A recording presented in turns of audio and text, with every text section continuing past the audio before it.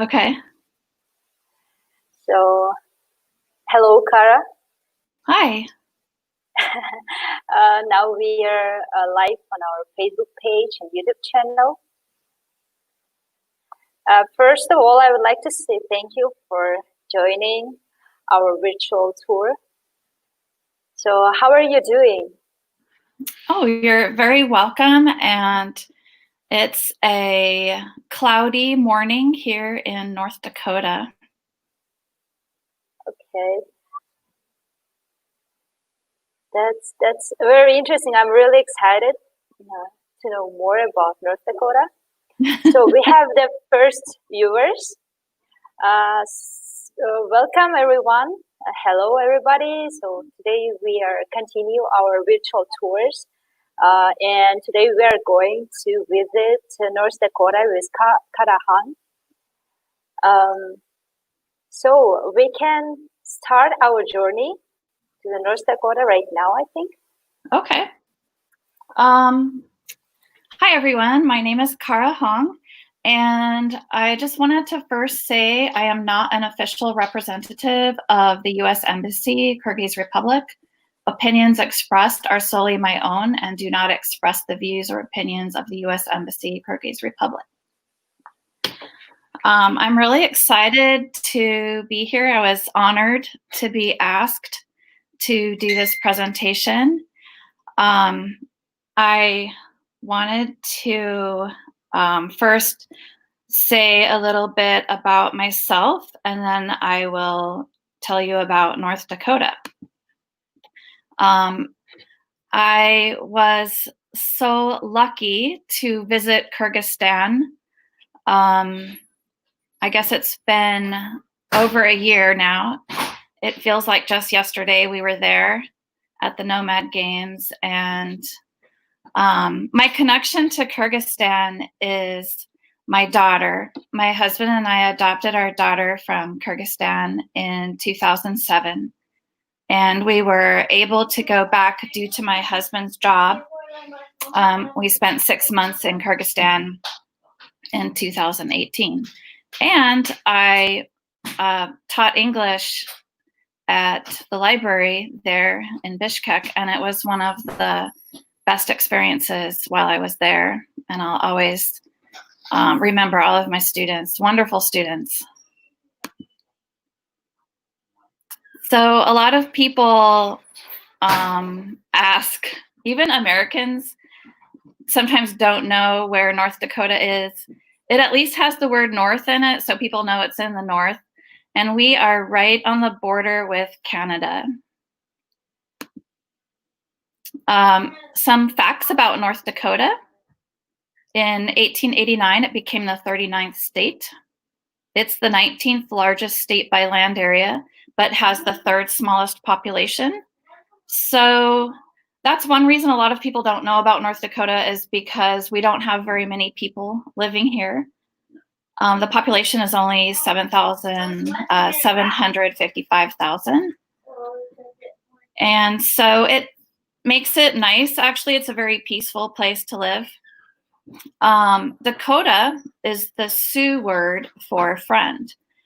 The Sioux are a Native American group that live in this area. And North Dakota is the #1 producer of honey in the United States. Here's a basic map of North Dakota and some of the things I'll be talking to you about today. So we live over here in the east in Grand Forks. Grand Forks is right on a river. This border here with Minnesota is the Red River. And Fargo is about an hour drive south of us. And a lot of people have heard of Fargo because there was a movie called Fargo. So sometimes that's our claim to fame. So in Grand Forks, we have the University of North Dakota. And today I'm going to be talking a little bit about our capital, Bismarck, over here. And south of Bismarck, in this area, is where the Missouri River brought explorers up. And then we'll be talking about the Theodore Roosevelt National Park over here in the west. So I just wanted to get started by showing you what North Dakota looks like. And this is North Dakota. You're gonna see lots of agriculture. This is rapeseed.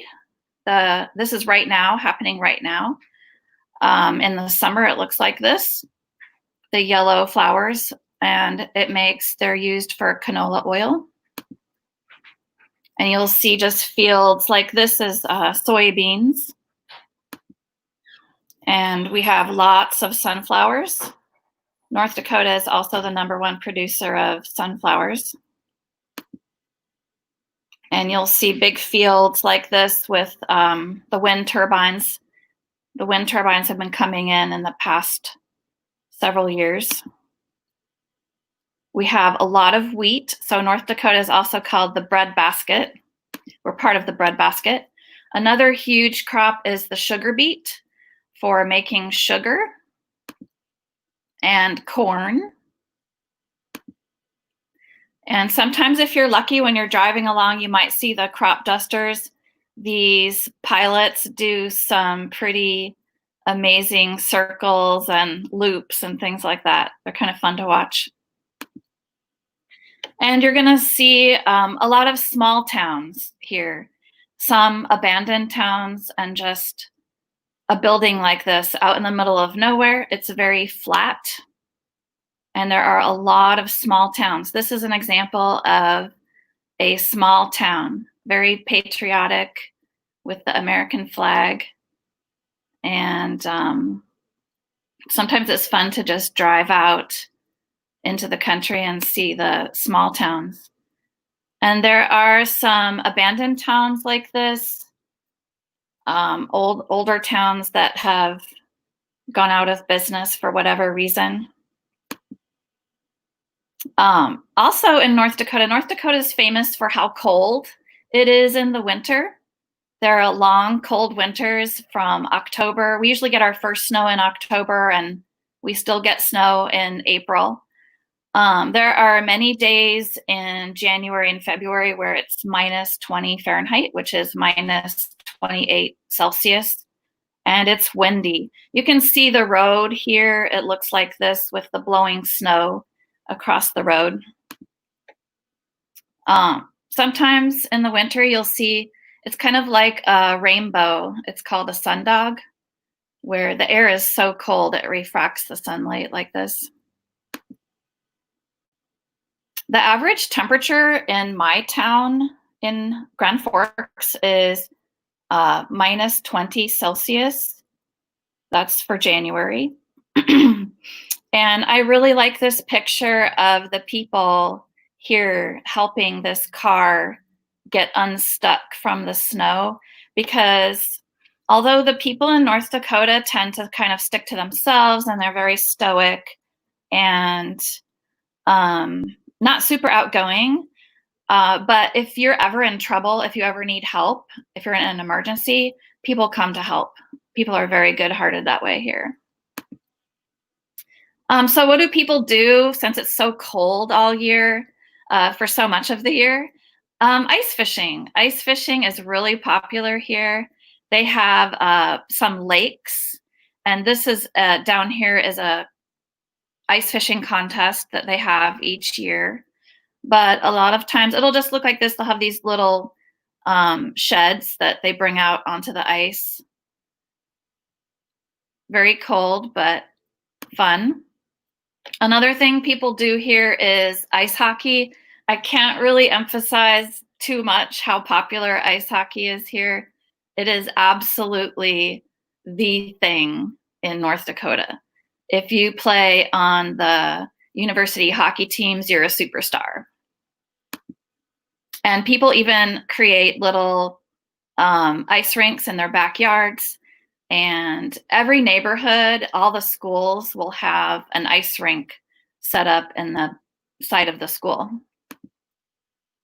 Sometimes the rivers, when they're frozen, this is in Minot, North Dakota. skating on the river. And then people do cross-country skiing. And hunting. Hunting is huge, very popular here, partly because not that many people live here. So people will travel all the way to North Dakota to do hunting. And we have all of this different wildlife here. And they have different seasons. The moose is one animal that you find up in the north in Canada and Minnesota and North Dakota. And we actually had a moose wander through Grand Forks this past year. I guess it got lost. And then sometimes people will go out hunting for the antlers that they shed in the spring. Another thing you can do in North Dakota is dig for dinosaur bones. And even tourists, you don't have to be a professional archaeologist. Just anybody can sign up and go for a dinosaur dig. Dinosaur bones are very commonly found in North Dakota. It was historically, the bones were preserved very well. So we have a lot of museums here where you can see dinosaur bones. Two of the best ones are the North Dakota Heritage Center in Bismarck and the Badlands Dinosaur Museum in Dickinson. Another place that is really interesting is the Knife River Indian villages in Minot. And the Native American culture is another draw for North Dakota. We have quite a bit of influence from Native American tribes. These are some of the groups that lived here and still live here. So now we have, in North Dakota, we have some Native American nations. They live in special areas called reservations. We have Spirit Lake here, and the Standing Rock Sioux, which part of it is here, but a big part of it is also down in South Dakota. And then the Hidatsa, Mandan, and Arikara, the three tribes group live here, and Turtle Mountain here.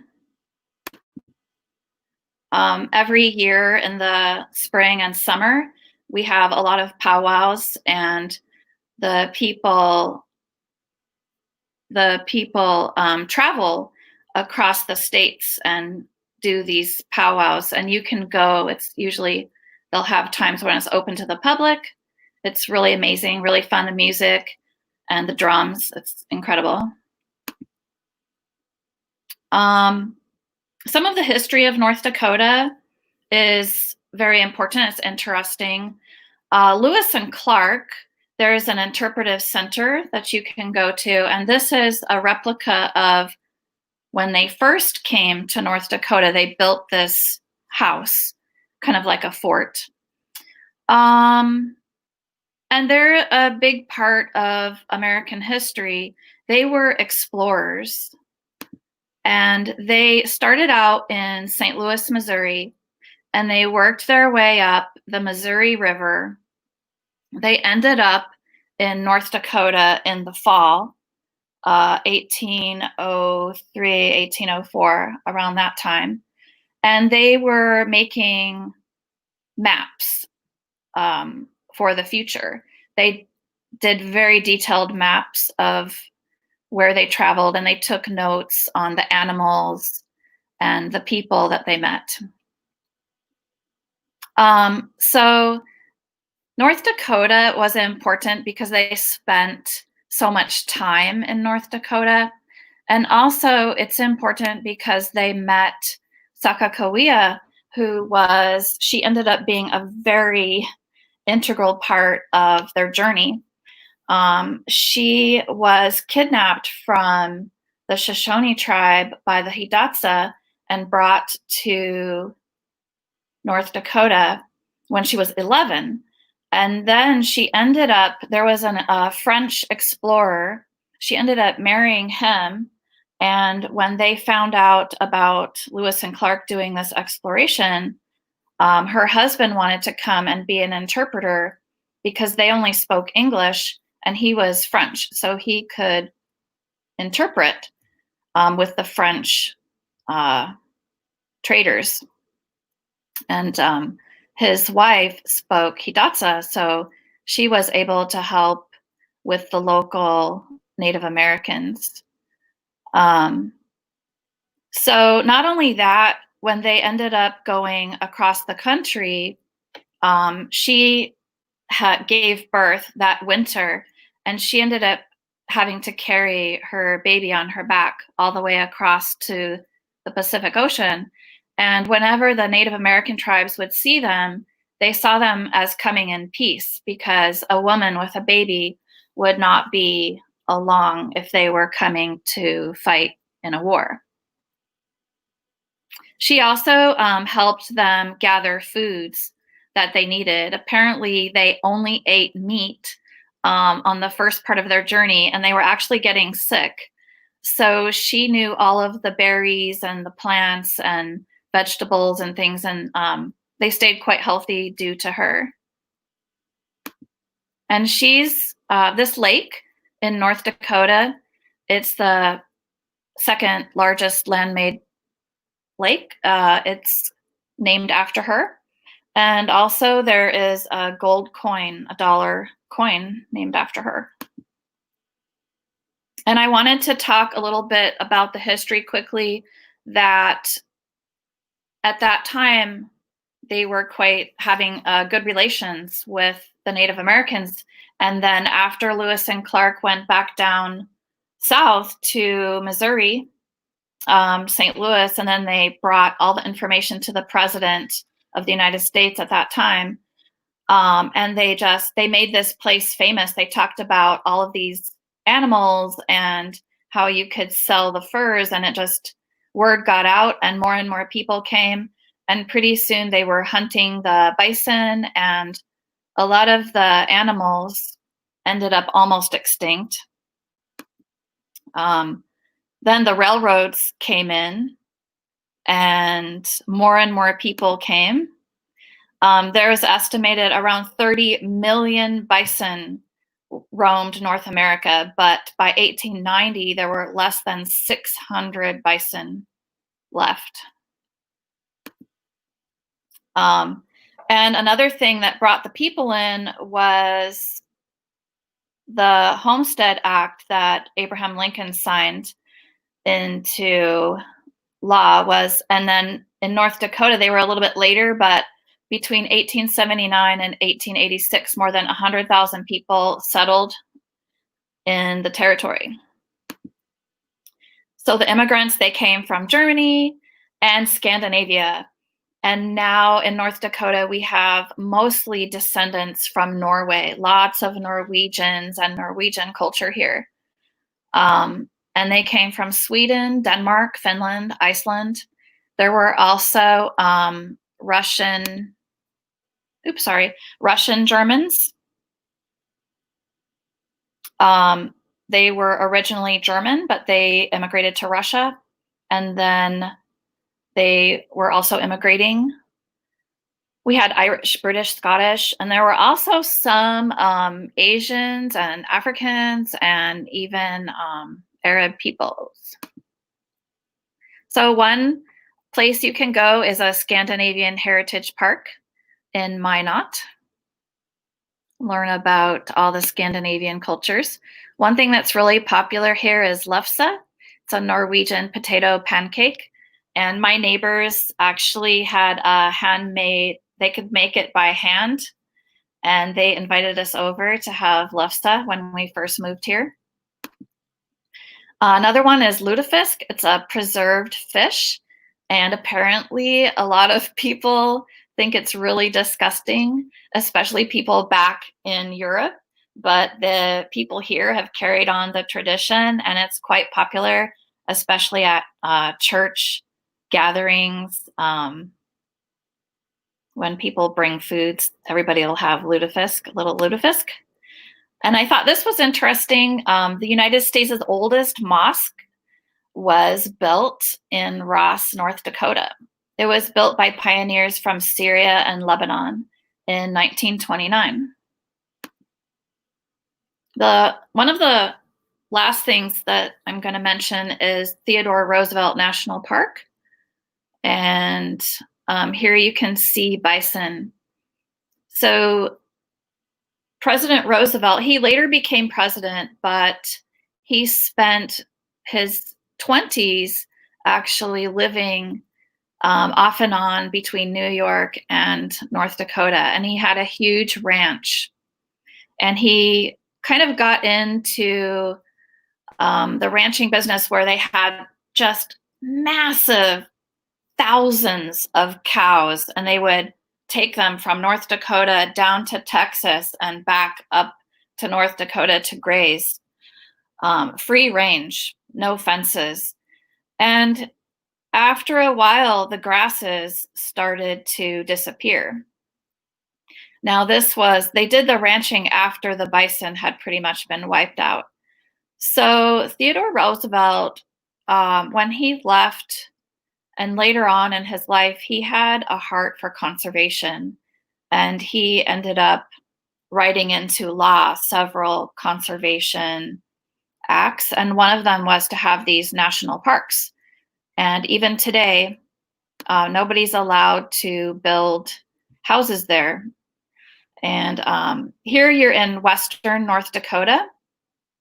His park is in western North Dakota, and this is where you start to have some hills. And it's kind of an interesting terrain. And they have these strange rocks that look like cannonballs. This is called the Badlands. It's actually a pretty famous tourist destination for Americans. And the state horse, North Dakota state horse, is the Nakota Horse. And they have a nice gray, bluish color. And they live in the Badlands. You can see them. There's a group. They try to keep them around 100 horses. Another place that's really nice to visit is on the border between North Dakota and Canada is the International Peace Garden. It's right in the center. And you need a passport to go there because when you go in the garden, you're actually entering Canada. It's called, and North Dakota has a nickname. It's called the Peace Garden State because of this garden. When they created the garden, the United States and Canada agreed not to ever go to war with each other. And finally, the last thing that North Dakota is famous for is the 2010 to 2015 oil boom. They discovered a method called fracking to extract oil from rocks down below the surface of the land. And so here's a map. This is Grand Forks, where I live, and it takes about 8 hours to drive all the way here from Grand Forks. So it's way on the other side of North Dakota. And I didn't experience all of the craziness, but it turned into an oil boom town with thousands of people moving there to work in the oil fields. It went from a town of 14,000 to a town of 60,000. And they have the whole surrounding area was also inundated with people. The price of land went from 1 acre used to be $500, and it went all the way up to $250,000 per acre. It was the same for apartments. Prices went up. And people were even buying houses in Grand Forks, and then they would commute to work because Grand Forks was a little bit cheaper. So prices even went up in Grand Forks, and millions of dollars. were made, and then the price of oil went down.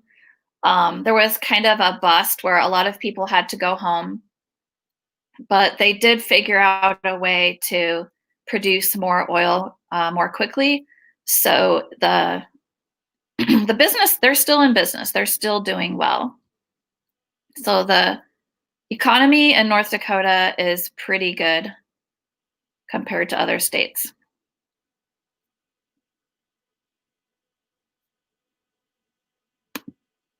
And that is the end.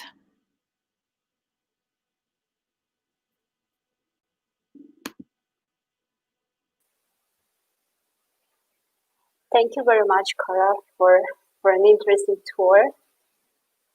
You're welcome. North Dakota is very beautiful. I think our viewers now know more facts about the state.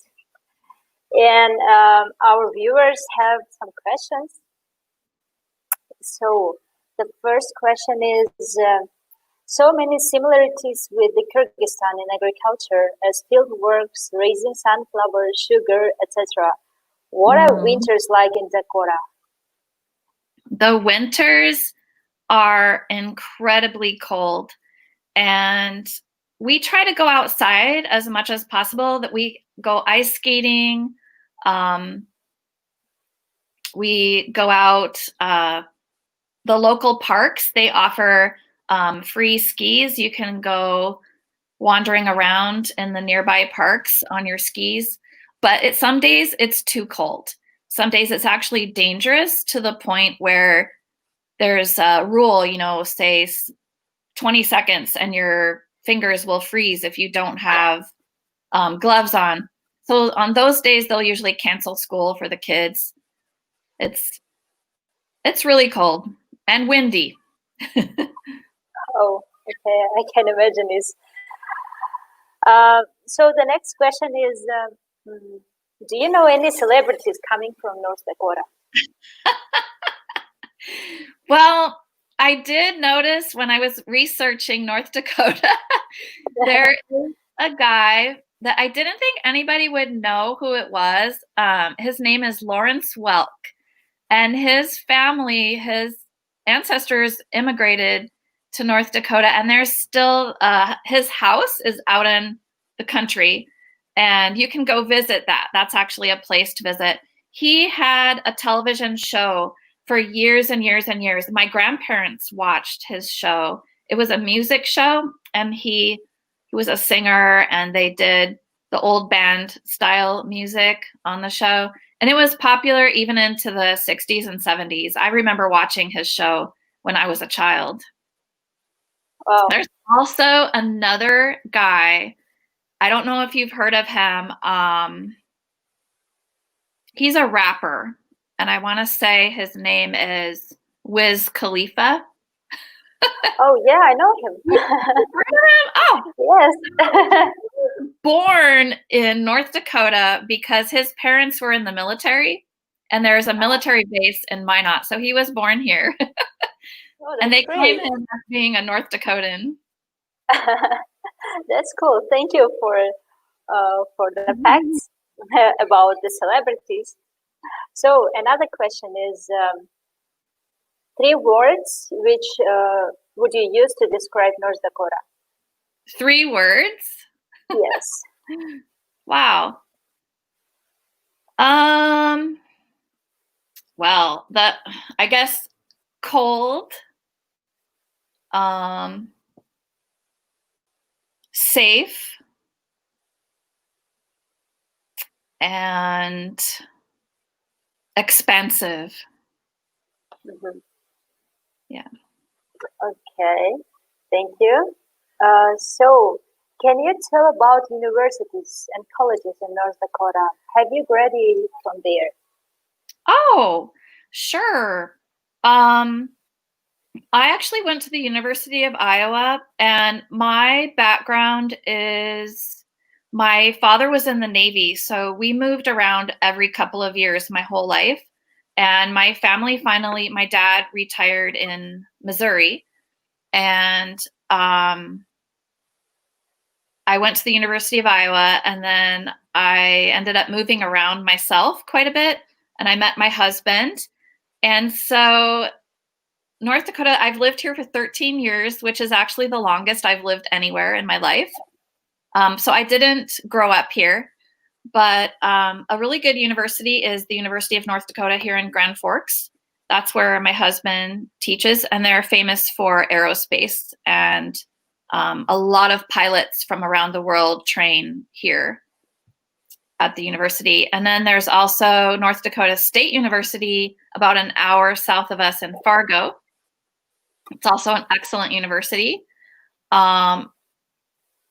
We also have several state universities, smaller universities, in several towns in Bismarck and Minot on the other side of the state. And there are a couple of private universities that are really small. So, yeah. Okay, thank you. So another question is, what are the favorite places of your family?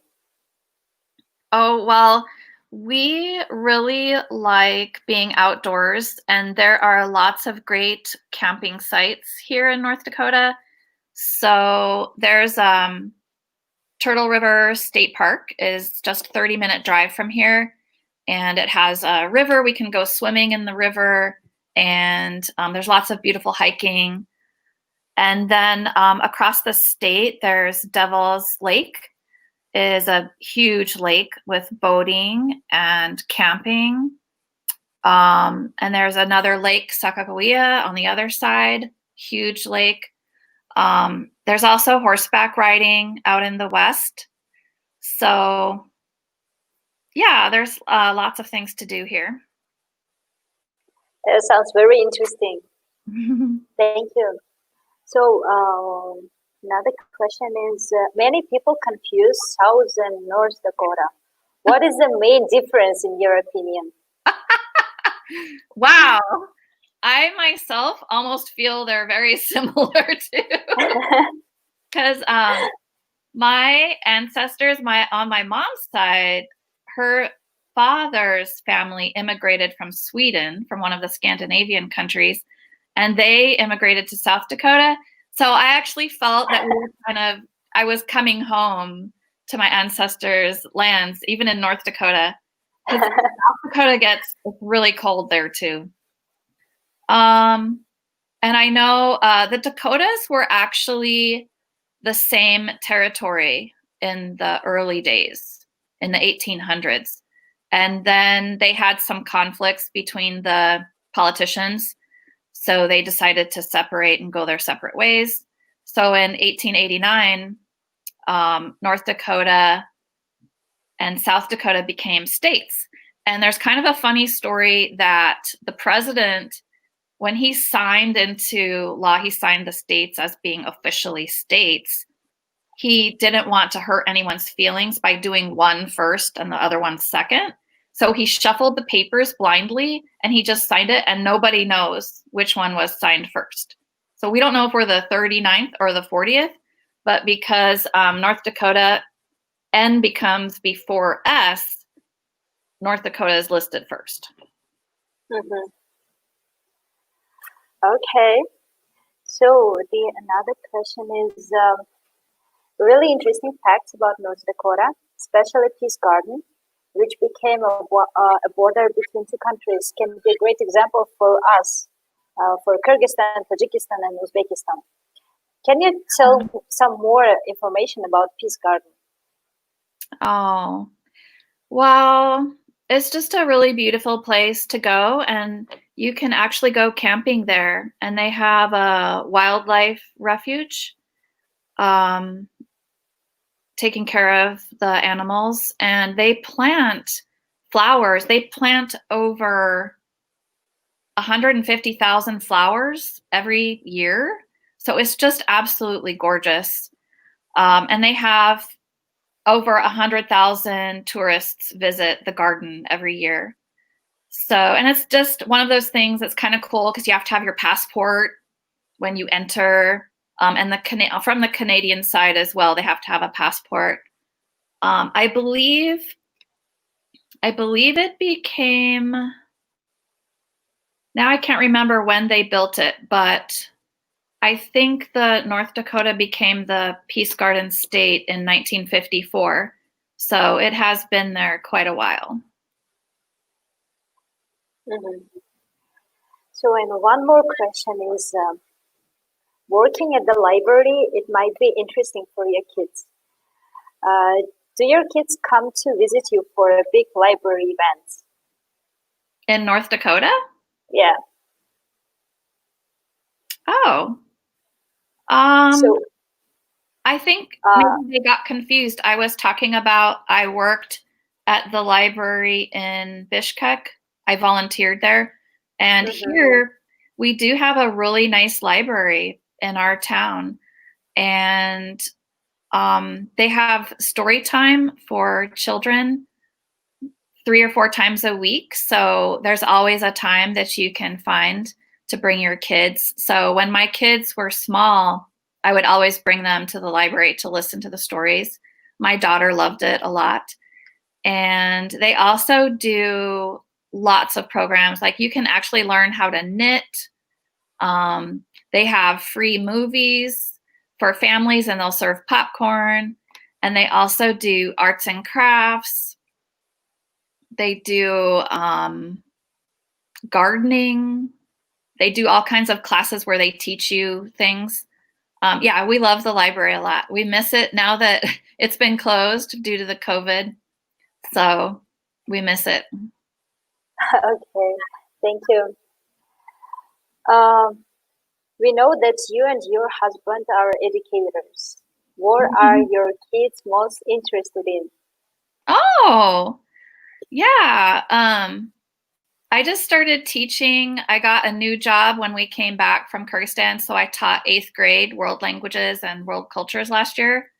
And my husband is a professor. He teaches education classes at the university. And my daughter, she's always thinking ahead, planning her life. And she has had different ideas. But one thing she's really good at that she likes is reading and language. So now she's saying she wants to be an etymologist and maybe become a professor who studies languages.